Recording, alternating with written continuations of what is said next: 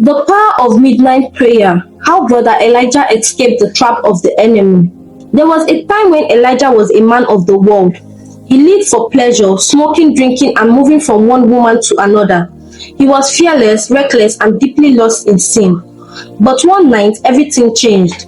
It was supposed to be another wild party, but something inside him felt different. A deep emptiness gnawed at him. As the music blasted, Elijah felt suffocated, like an invisible force was pulling him away. That night, he walked away from the party and found himself near an old church where a revival was taking place. Something or someone drew him in. As he stood at the back listening to the preacher, he felt an overwhelming presence. Conviction hit him like a wave, and he fell on his knees weeping. Right there, Elijah surrendered his life to Christ. Elijah didn't just give his life to Christ, he was radically changed. Days after his salvation, he received the baptism of the Holy Ghost during a prayer meeting. Fire filled his bones. The same zeal he once had for sin now burned for righteousness. He began to fast and pray, sometimes for days without food. He started leading prayer meetings that shook the heavens. He became a powerful evangelist, drawing many souls to Christ. Miracles followed him, people were healed, demons fled, and chains were broken. He was no longer the Elijah of the streets. He was brother Elijah, a warrior in the spirit. But with every great calling comes with trials, and the enemy was watching. Elijah's reputation spread far and wide, reaching even the ears of the wealthy. One day, after preaching at a youth conference, a billionaire's daughter named Vanessa approached him. She was beautiful, wealthy, and had everything money could buy except peace. Brother Elijah, she said, I need prayers. Elijah, ever eager to help, agreed to counsel her. But there was something about Vanessa. She wasn't just seeking prayers, she was seeking him. Over the next few weeks, Vanessa continued to ask for private prayer sections. Each time, Elijah would preach to her, urging her to surrender to Christ. But she had another plan. One evening, she invited him to her home, under the pretense of needing urgent prayers. When he arrived, she led him to her lavish room and closed the door. Elijah, she whispered, stepping closer, you're a man of God, but you're also a man. He took a step back. Sister Vanessa, what are you doing? She smiled. I know you feel something for me too. You don't have to resist. Elijah's heart pounded. He turned to leave, but she suddenly grabbed his hand. If you don't sleep with me, she threatened, I'll scream. I'll tell everyone you tried to force yourself on me. His blood ran cold. He yanked his hand away and bolted for the door. But before he could leave, Vanessa let out a loud piercing scream. Help, help, he's raping me. Within seconds, security guards burst in. Her clothes were torn, something she had done to herself. Elijah stood frozen as the guard grabbed him. Then the billionaire himself stormed in. His face darkened. I always knew you so-called Christians. His face darkened. I always knew you so-called Christians. His face darkened. I always knew you so-called Christian brothers were hypocrites.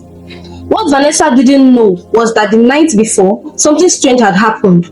At exactly 12 a.m., Elijah had been asleep when he felt a strong nudge in his spirit. He heard a voice whisper, pray. At first he ignored it, he was exhausted, but then he felt the urgency again. Elijah jumped up from his bed and began to pray. He prayed in tongues, he prayed against temptation, he prayed for divine protection. He didn't know why, but he obeyed.